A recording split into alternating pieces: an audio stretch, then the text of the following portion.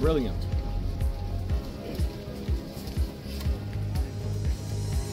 Mana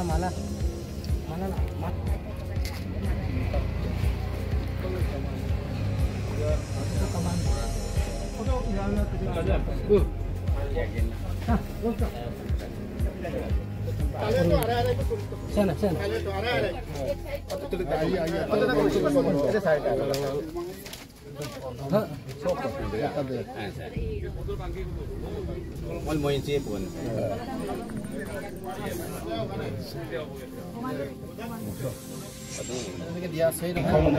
ধন্যবাদ জ্ঞাপন কৰিব বিচাৰিছোঁ আৰু এই খাটৰ মাধ্যমেৰে অসমৰ মুখ্যমন্ত্ৰী আমাৰ জননেতা আমাৰ ডক্টৰ হিমন্ত বিশ্ব শৰ্মা ডাঙৰীয়াকে ধন্যবাদ জ্ঞাপন কৰিছোঁ আৰু লগতে আমাৰ জল সম্পদ বিভাগৰ মন্ত্ৰী পীযুষ হাজৰিকা ডাঙৰীয়াক ধন্যবাদ জ্ঞাপন কৰিব বিচাৰিছোঁ ৰাজহুৱা বাবে আজি সুযোগটো মই লৈছোঁ কিয়নো আজি মোৰ মনত আছে 2006 চনত যেতিয়া মই প্ৰথমবাৰ MLA হৈছিলোঁ তেতিয়া জোনাইবাসী ৰাইজে মোক MLA হোৱাৰ পাছত প্ৰথমবাৰ চাৰ্কিট হাউচত জনগণ হিচাপে কেইটামান ডিমাণ্ড আগবঢ়াইছিলে তাৰে ভিতৰত এটা মূল ডিমাণ্ড আছিলে আমাৰ পবা এই ৰিজাৰ্ভ ফৰেষ্টটোক বচাব লাগে আৰু লালি নদী আৰু চিয়াং নদীৰ আমাৰ যিখিনি ইৰোশ্যন বানপানী আৰু গৰাখহনীয়াৰ কাৰণে শ বিঘা প্ৰত্যেক বছৰে পবা ৰিজাৰ্ভ ফৰেষ্ট ধ্বংস হৈ আছিলে একেবাৰে ঐৰাম ঘাটৰ পৰা এতিয়া যিটো জেগা 3 মাইল ঘাট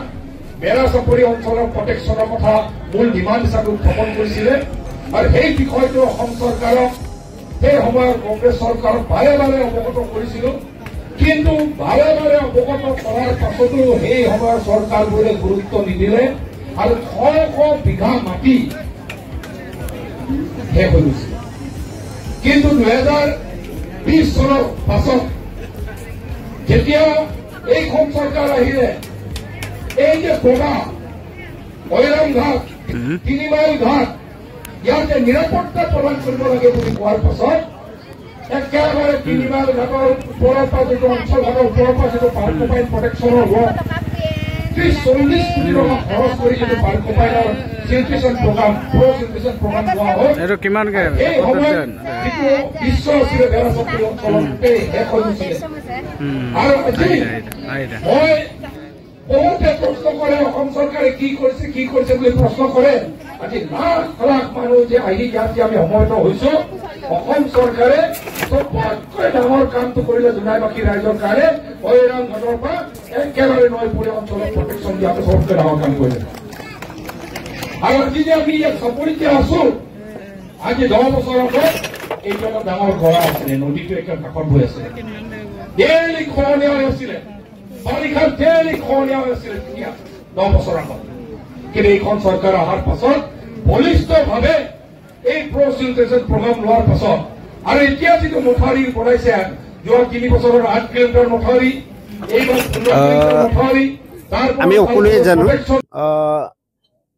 বিশ্বজগতে এটা গোলকীয় উষ্ণতাৰ বা প্ৰাকৃতিক পৰিৱেশৰ সমস্যাৰ সন্মুখীন হৈছে এইটো সকলোৱে গম পাইছে আৰু আমাৰ অঞ্চলত মিচিং স্বায়ত্তশাসিত পৰিষদ অধিকৃত এলেকাত জোনাইত যি পবা ৰেইন ফৰেষ্ট আছে এই ফৰেষ্টটো 1924 চনত যিটো গঠন কৰা হৈছিল তাৰ পৰৱৰ্তী সময়ত 2024 চনত ইয়াক ৱাইল্ড লাইফ চেংচুৰী হিচাপে ঘোষণা কৰা হৈছে আৰু এই পবা ৰেইন ফৰেষ্টটোক আমি এতিয়া মানে যিটো বৰ্তমান ৱাইল্ড লাইফ চেংচুৰী এইটো সুৰক্ষিত কৰি ৰখাৰ কাৰণে অকল পবা ৱাইল্ড লাইফ চেংচুৰীয়ে নহয় মিচিং স্বায়ত্তশাসিত পৰিষদ এলেকাত থকা দুলুং যিটো বনাঞ্চল আছে এইটো সুৰক্ষিত কৰাৰ কাৰণে মিচিং স্বায়ত্তশাসিত পৰিষদে স্থানীয় ৰাইজৰ অহযোগৰ আমি উদ্যোগ লৈছে কাজিৰঙাত বাৰ্ড ফেষ্টিভেল আমি পাতিছোঁ আৰু আজিৰ পৰা 3 দিনা 7 ফেব্ৰুৱাৰীৰ পৰা 9 ফেব্ৰুৱাৰীলৈ যিটো ৱাইল্ড লাইফ চেংচুৰী পবাত এই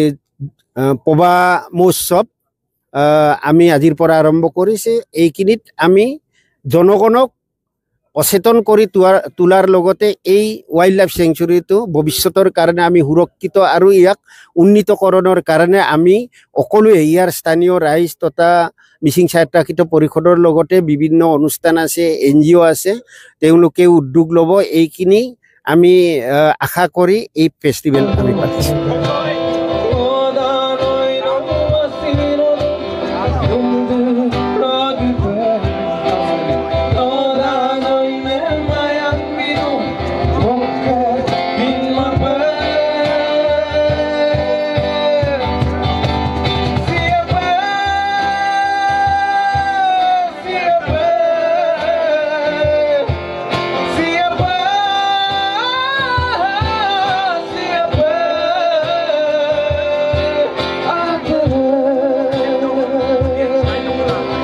দ্বিতীয় দিনত আমি ৰাইজৰ সহযোগিতা আৰু সঁহাৰি আশানুৰূপ ধৰণে পাইছোঁ। বিশেষকৈ ৰাইজৰ সঁহাৰি আৰু সহযোগিতা বুলি ক'বলৈ গ'লে আমি ৰাইজক আহ্বান জনাইছিলোঁ। এইবাৰ প্ৰভা বৰ্ষাৰণ্য মহোৎসৱখনি অনুষ্ঠিত হৈছে চিয়াং লালি বালিচাপৰিত, প্ৰভা বনাঞ্চলৰ একেবাৰে ওচৰত 3 মাইল বিট এৰিয়াত অৱস্থিত। আমি তাৰ ৰাইজক আহ্বান জনাইছিলোঁ যে আমি প্লাষ্টিক মুক্ত এটা পৰিৱেশৰ মাজেদি উদযাপন কৰিব লাগে, কোনো ধৰণৰ উচ্চ প্ৰাবল্যৰ যন্ত্ৰপাতি ব্যৱহাৰ কৰিব নালাগে, প্ৰকৃতিয়ে কষ্ট পোৱা কাম কৰিব নালাগে, তেনেকুৱা ৰাইজক আহ্বান জনাইছিলোঁ। ৰাইজে আমাৰ আহ্বানৰ প্ৰতি সঁহাৰি জনাই এতিয়া ইয়াত আপোনালোকে লক্ষ্য কৰিছে কোনো প্লাষ্টিকৰ ব্যৱহাৰ হোৱা নাই। আৰু ইয়াত বিশেষকৈ আমি প্ৰাধান্য দিছোঁ থলুৱা বস্ত্ৰমেলা, থলুৱা খাদ্যমেলা, গ্ৰন্থমেলা, জাংগুল ট্ৰেকিং, চৰাই পৰ্যবেক্ষণ আৰু ছাত্ৰ ছাত্ৰীৰ মাজত ৰচনা প্ৰতিযোগিতা, কুইজ প্ৰতিযোগিতা, আবৃত্তি প্ৰতিযোগিতা আৰু লগতে কাব্য সন্মিলন, সকলোখিনি ৰাইজে সুন্দৰভাৱে সহযোগ কৰিছে। আমি দ্বিতীয় দিনা আজি হাতত কাৰ্যসূচী লৈছোঁ। ৰাতিপুৱাই জাংগুল ট্ৰেকিঙৰ আৰম্ভ হৈছে, চৰাই পৰ্যবেক্ষণ আৰম্ভ হৈছে আৰু 1 বজাৰ পৰা আমাৰ আৰম্ভ হ'ব জনগোষ্ঠীয় নৃত্য গীতৰ উপৰিও এটা আলোচনা চক্ৰত আমি ইয়াত বিশেষকৈ প্ৰাধান্য দিছোঁ জলবায়ু পৰিৱৰ্তনৰ ওপৰত, থলুৱা খাদ্যৰ ওপৰত আৰু থলুৱা বস্ত্ৰমেলাৰ ওপৰত, লগতে বহনশীল উন্নয়ন আৰু পৰিৱেশ সংৰক্ষণ তাৰ মাজত সংগতি ৰাখি এটা তথ্যগধুৰ আলোচনা অনুষ্ঠিত হ'ব। তাৰপিছতে গধূলি আমাৰ সংগীতানুষ্ঠান অনুষ্ঠিত হ'ব। সংগীতানুষ্ঠানত আমি বায়'পেগু, নৱকিশোৰ তাও আৰু মেডুল মাজুলী সংগীতেৰে সংগীতানুষ্ঠান আয়োজন কৰা হ'ব। তাৰপিছতে আমি প্ৰভা বনাঞ্চলৰ ওপৰত নিৰ্ভৰ কৰি সংগ্ৰহ কৰা তথ্যচিত্ৰ প্ৰদৰ্শন কৰা হ'ব। গতিকে ৰাইজক প্ৰভা বনাঞ্চলৰ প্ৰতি সন্মান জনাই, প্ৰভা বনাঞ্চলৰ প্ৰতি যাতে কোনো ধৰণৰ পৰিৱেশ ইয়াৰ বিনষ্ট নহয় তাৰ প্ৰতি লক্ষ্য ৰাখি সকলোৱে আমাৰ এই উৎসৱটিত অংশগ্ৰহণ কৰিবলৈ আমি উদযাপন সমিতিৰ তৰফৰ পৰা কাতৰেৰে অনুৰোধ জনাইছোঁ। হয়, ধন্যবাদ জনাইছোঁ। দ্বিতীয় সংখ্যক প্ৰভা মহোৎসৱৰ যিবোৰ থলুৱা খাদ্য কোনোবা এখন চৰকাৰে যদি ঘৰত স্বাধীন হোৱাৰ পাছত যদি চবতকৈ ইম্পৰ্টেণ্ট কাম যদি কৰিছে এই আপোনাৰ মৰিগাঁও ঘাটৰ পৰা একেবাৰে বেৰা চাপৰি পাৰ হৈ গৈ আপোনাৰ দমকল ঘাটৰ যিটো প্ৰটেকশ্যনৰ কৈছে তাৰ কাৰণে অসম চৰকাৰক ধন্যবাদ জ্ঞাপন কৰি ডাঙৰ ৰাস্তাটো বজাই দিব। আৰু ধেমাজি জিলাৰ প্ৰভা এখন অতি গুৰুত্বপূৰ্ণ প্ৰভা ৰেইন ফৰেষ্ট, আৰু এই ৰেইন ফৰেষ্টখনৰ সংৰক্ষণৰ কাৰণে জোনাইবাসী ৰাইজে বহুত দিনৰে পৰা তেওঁলোকে বহুত সংগ্ৰাম কৰি আহিছে, দাবী উত্থাপন কৰি আহিছে। আৰু এই প্ৰভা ৰেইন ফৰেষ্টখন সংৰক্ষণৰ কাৰণে লগতে প্ৰকৃতি সংৰক্ষণৰ ক্ষেত্ৰত সজাগতা সৃষ্টি কৰা জনসাধাৰণৰ মাজত, তাৰ কাৰণে প্ৰভা বৰ্ষাৰণ্য মহোৎসৱ যি আয়োজন কৰিছে মই এইটো যথেষ্ট শলাগ লৈছোঁ। আৰু ইয়াত আজি দেখিছোঁ লাখৰ ওপৰত মানুহ সমবেত হৈছে আৰু সকলোৱে এই গুৰুত্বটো বুজিব কিয় প্ৰভাক সংৰক্ষণ কৰিব লাগে। গতিকে মই উদ্যোক্তাসকলক তাৰ কাৰণে ধন্যবাদ জ্ঞাপন কৰিছোঁ।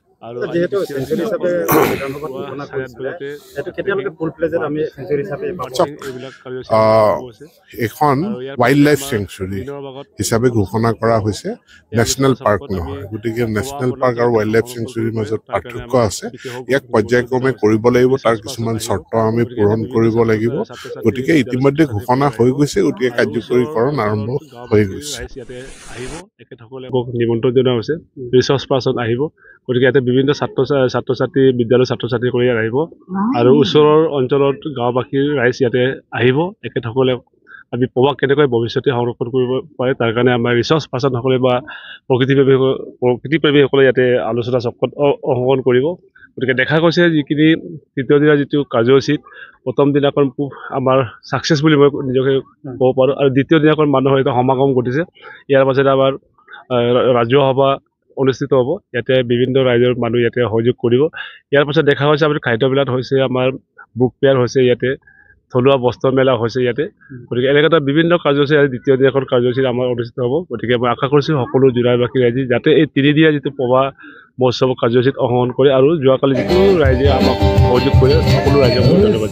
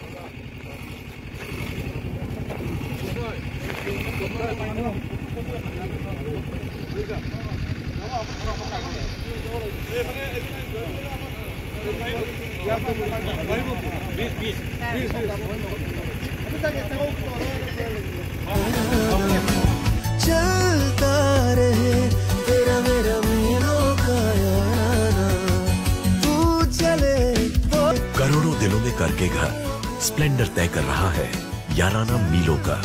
हीरो स्प्लेंडर याराना।